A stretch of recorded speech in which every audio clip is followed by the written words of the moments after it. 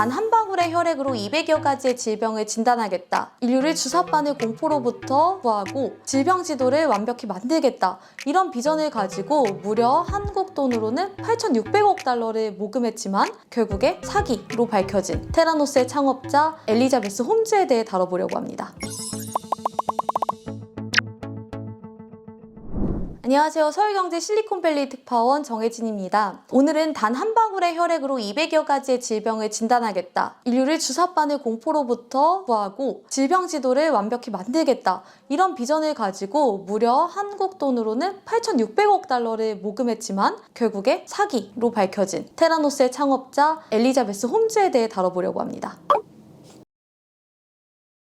2015년에 테라노스의 사기 행각이 월스트리트 저널의 존 캐리로라는 기자를 통해 폭로가 됐어요. 그리고 2018년에는 미 증권거래위원회가 테라노스 창업자 홈즈를 고소를 합니다. 그래서 이제 재판이 계속 진행되어 왔고 올 하반기에 이제 최종 법원의 판단을 앞두고 있는데요. 이렇게 많은 시간이 흘렀음에도 여전히 실리콘밸리 사람들한테는 어떻게 이렇게 커다란 비전이 한낱 사기 행각, 신기루였을 수 있는지, 그리고 이 신기루에 정말 많은 언론 재벌부터 전 국무부 장관까지 이렇게 많은 인사들이 어떻게 속아 넘어갈 수 있었는지, 이런 부분에 대해서 아직도 의구심을 보이고 있어요. 왜 특히 창업자들이 버티기 위하여 계속 대대까지 이렇게 부풀리거나 과장하고 이런 fake it till make it 이런 문화가 좀 자정이 되어야 한다, 이런 목소리도 나오고 있고요. 그래서 엘리자베스 홈즈를 보면 요새 유튜브가 낳은 괴물 이런 말 많이 쓰잖아요. 미디어가 좋아하는, 대중이 혹할 만한 요소들을 정말 잘 알고 활용을 했어요. 특히 당시에 이제 스티브 잡스가 사망했을 때 사람들이 많이 향수가 있었을 거 아니에요. 그랬을 때 이제 스티브 잡스의 시그니처인 터틀넥을 입고 청바지를 입고 나타나가지고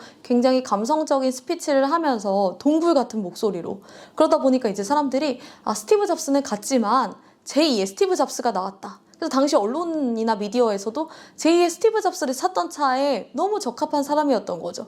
그래서 후광이 계속 더해지면서 사기 규모가 커지게 됩니다. 그런데 엘리자베스는 어릴 때부터 굉장히 목적성에 대한 감각이 남달랐대요. 그래서 목적이 있는 삶. 엘리자베스의 증조부가 신시내티 의과대학과 종합병원을 동시에 설립한 분이에요. 부와 명예를 다 갖췄잖아요. 근데 이후에 가세가 기울면서 아버지는 공무원이셨어요. 이분이 항상 돈만 버는 일을 해서는 안 된다. 목적이 있는, 의미 있는 일을 해야 된다. 이런 가르침이 영민하고 욕심이 많은 딸한테 가니까 나는 창업을 하더라도 그냥 창업, 그냥 테크 창업이 아니라 정말 많은 사람 살리는 바이오테크 창업을 해야겠다. 이런 쪽으로 흘러간 거예요. 그래서 스토리텔링을 할 때도 나에게는 창업가의 유전자와 의사의 유전자가 같이 있다. 그리고 어릴 때부터 나는 주사바늘 공포증이 있었는데 이런 사람들 너무 잘 이해하고 있고, 그래서 이런 사람들을 좀 이런 공포에서 해방시켜주고 싶다. 거기다 더 나아가서 어릴 때 가장 충격적인 사건이 나의 이모부가 피부암 판정을 받았을 때 이미 돌이킬 수 없었다는 거다. I grew up spending summers and the holidays with my uncle. He was diagnosed one day with skin cancer, which all of a sudden was brain cancer.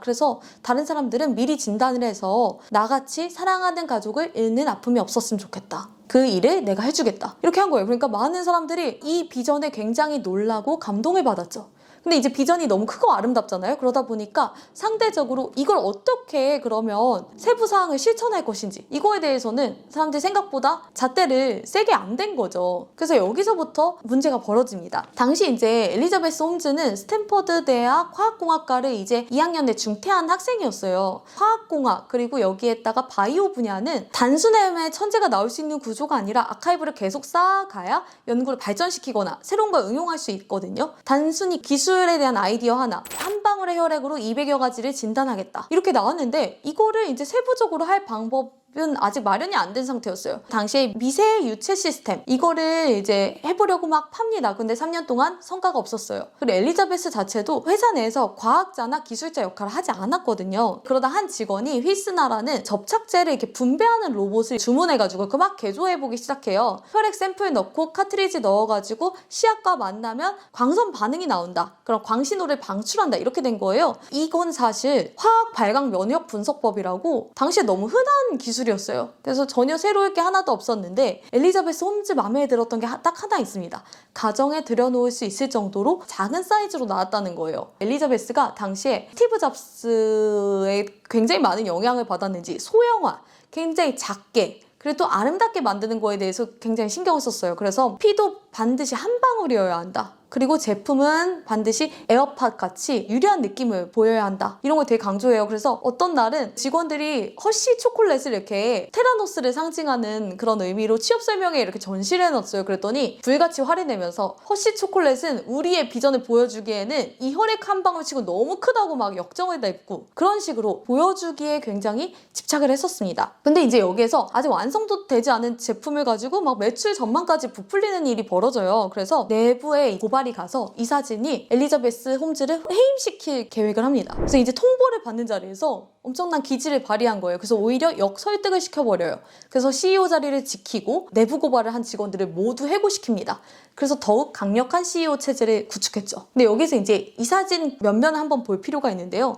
이 사진이 거의 왕년에 내각 회의를 해도 될 정도다 할 정도로 화려해요. 일단 조지 슐츠 전 국무장관, 그리고 우리에게 너무 유명한 헨리 키신저 전 국무장관, 뭐 사성 장군, 윌리엄 페리 전 국방부 장관, 이렇게 바이오 쪽에는 식견이 없지만 누구나 들으면 이런 사람들을 한 자리에 모을 수 있어? 여기 뭐가 회사에 뭐가 있다. 이런 식의 느낌을 풍기는 거죠. 후광에 계속 기대어버린 거예요.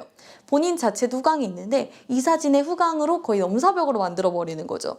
근데 이 부분들이 또 특히 홈즈를 너무 기해라했어요. 그래서 뭐 외부에서 이렇게 비판적인 의견이 나와도 그들의 의견을 오히려 홈즈한테 전달해주고 그리고 그런 것들에부터 굉장히 보호를 해줍니다. 그래서 어떤 분들은 법정에 설 때까지도 진짜 아였다고 믿고 계셨던 분들도 있었어요. 그러다 보니까 이후에는 더욱 대담해집니다. 그래서 아직 완성되지 않은 기술 가지고 미국의 양대 체인이죠. 그래서 세이프웨이라는 슈퍼마켓 체인과 CVS 약국 체인에 동시에 계약을 해요. 그 두 개를 합하면 한 12,000개의 지점이 있는데요. 근데 여기에 웰니스 센터를 만들어가지고 많은 사람들이 와서 혈액 검사하고 갈 수 있게 하겠다. 근데 이게 되게 무서운 게 이제 B2B가 아니라 일반 소비자와 직접 접점을 만든다는 거잖아요.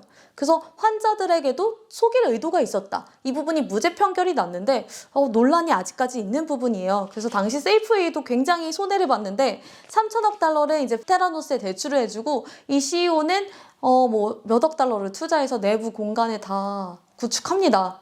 그래서 결국에 해임되는 상황에 이르기도 했어요. 세이프웨이 CEO가. 그래서 이 과정에서 조금이라도 문제 제기하는 직원들 다 잘라버리고 직원들끼리 메신저도 못하게 만들고 어느 팀이 문제 제기를 하면 또 새로운 팀을 몰래 뽑아가지고 계속 각자 보고를 하게 하는 경쟁 체제를 시켜요. 그래서 이렇다 보니까 직원들이 내부 고발도 하기가 어렵고 10년 동안 허위와 기만으로 경영을 하게 됐죠. 그래서 직원들한테 공통적으로 나온 반응은 사업 목표를 잊은 회사 같았어요. 이런 반응이었어요. 그래서 참 안타까운 순간들이 많은데요. 앞으로도 이 실리콘밸리에서 이만한 사례가 있을까 싶을 정도로 안타까운 순간들이 많았던 것 같습니다. 이런 와중에서도 또 내부 고발한 분들이 있어요. 그래서 다음 편에서는 테라노스의 내부 고발자와 실리콘밸리 내부 고발 문화에 대해서 한번 다뤄보도록 하겠습니다. 감사합니다.